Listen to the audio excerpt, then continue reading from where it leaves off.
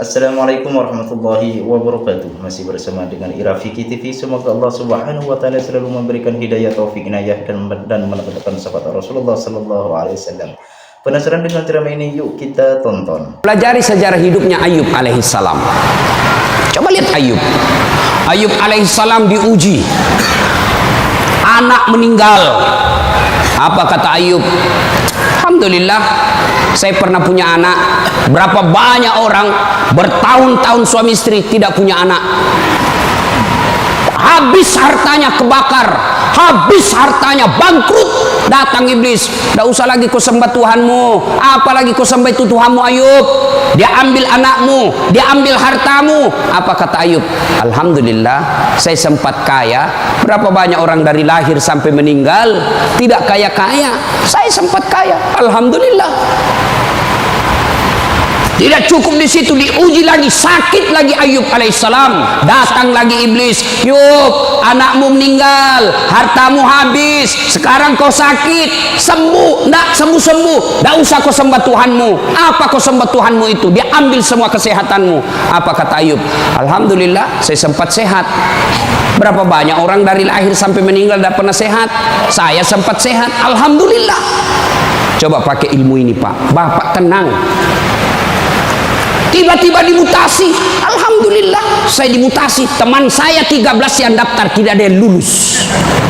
Kok syukur. Maka beberapa hari yang lalu saya ketemu dengan nomor satunya polisi, Pak Kapolri, Pak Jenderal Idam Aziz. Beliau katakan, sampaikan kepada aparat kepolisian kalau Ustadz ceramah. Satu, gaya hidupmu jangan bermewah-mewah, sederhana kalian. Ini baru jadi Kapolres, kalau mau ke bandara kayaknya dia punya itu bandara. Pengawalnya kayak 17 orang, masuk semua dia kuasai itu ruang VIP. Bukan kau yang punya itu, negara itu yang punya.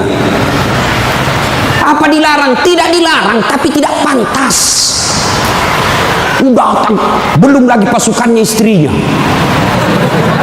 lebih banyak lagi itu. Dan ini istri-istri yang datang cari muka sama istrinya Kapolres. Kenapa? Karena istrinya Kapolres lebih tinggi pangkatnya daripada Kapolres. Suaminya AKBP, dia Kombes. Itulah bisa dimutasi itu gara-gara pengaruh istri. Jangan, gaya hidup sederhana. Tahu puasa? Tahu puasa Pak? Ramadan Bapak puasa Bapak polisi? Iya, puasa. Roti halal atau tidak? Air putih halal atau tidak? Nasi halal atau tidak? Tapi siang tahan dulu, nanti sudah maghrib. Maknanya Bapak polisi, kalau Bapak polisi pakai baju coklatmu, tahan itu, jaga diri, pengendalian diri yang harus. Boleh marah, tapi ketika warna coklat, tahan. Karena di situ ada institusimu. Boleh marah, tapi ketika pakai warna coklat, tahan. Kenapa? Kamu lagi membawahi negara. Marah boleh, tapi jangan ketika pakai baju coklat. Itu kalau pribadimu disinggung. Tapi kalau institusimu disinggung, coklat harus maju.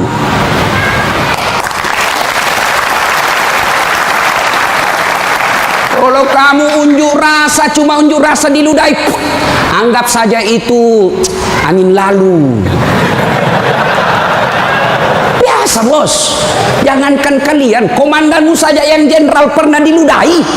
Ketika juga seperti pangkat kalian. Ini kamu baru merah satu dilempar. Wah,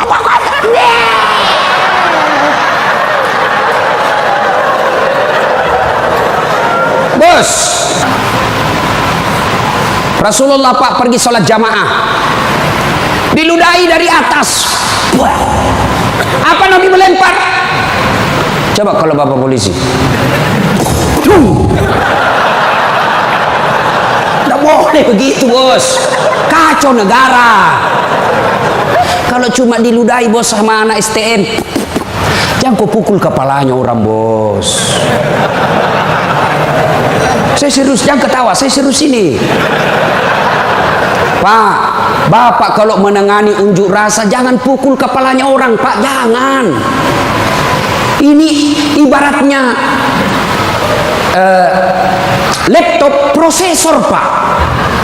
Kalau Bapak pukul otaknya orang, goyang otaknya, lalu dia gila sisa hidupnya, yang mestinya dia pakai sholat, mestinya dia pakai ngaji, karena Bapak pukul kepalanya, akhirnya sakit sisa hidupnya, Bapak yang tanggung dosa-dosanya. Pukul, tapi kakinya kau pukul, jangan kepalanya. Saya sakit hati, Ustaz, saya menderita, Ustaz.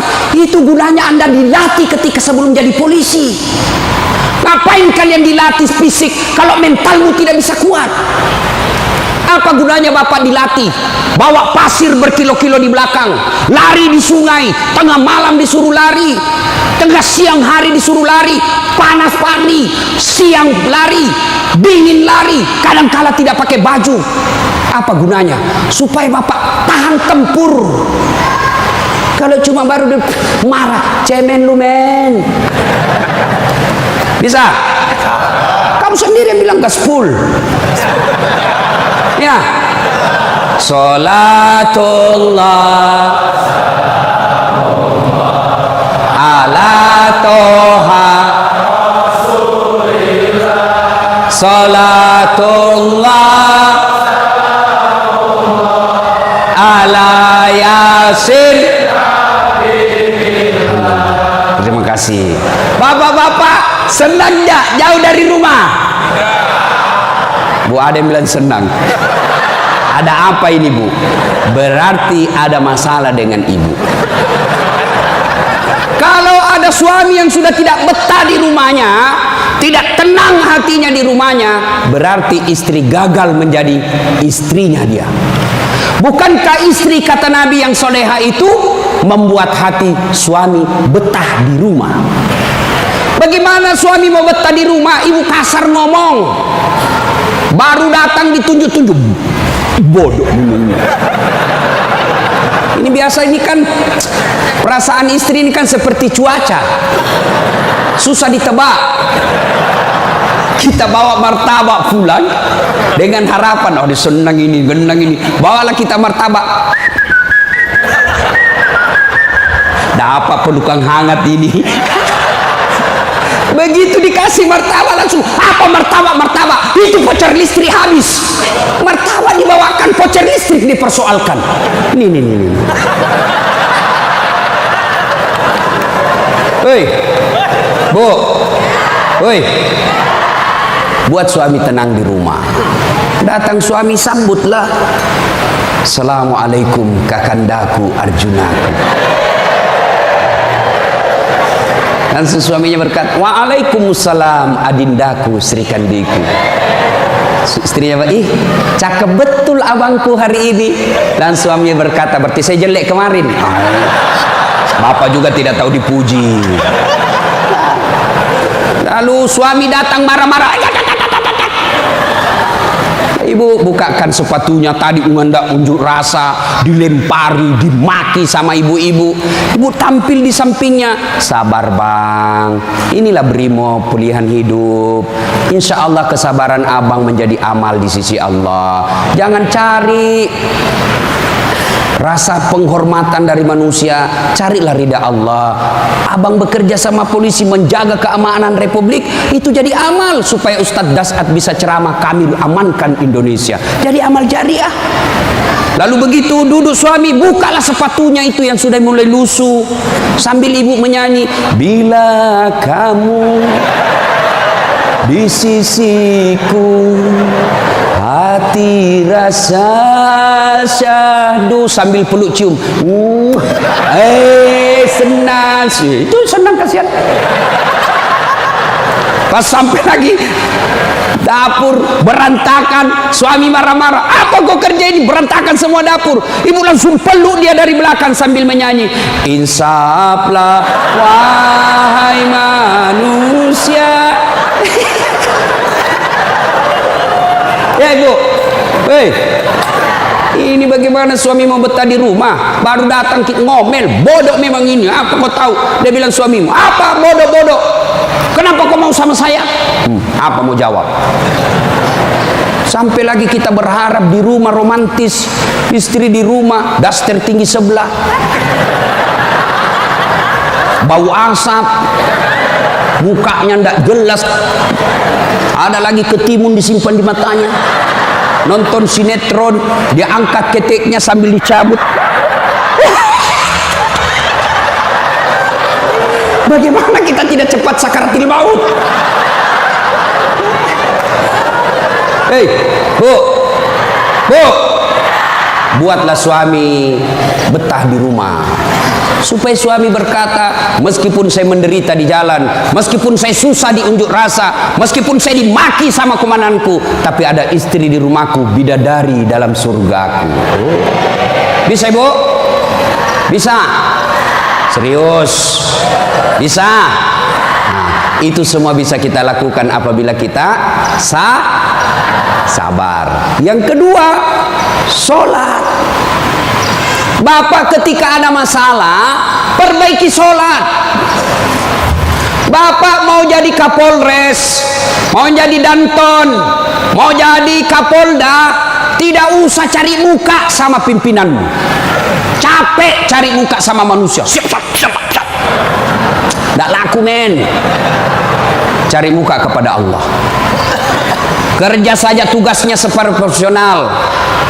Kata Pak Jenderal tadi, lakukan yang profesional.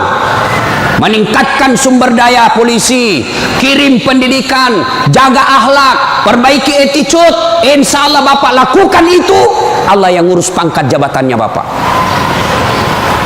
Kalau Bapak cari muka sama pimpinan, ganti.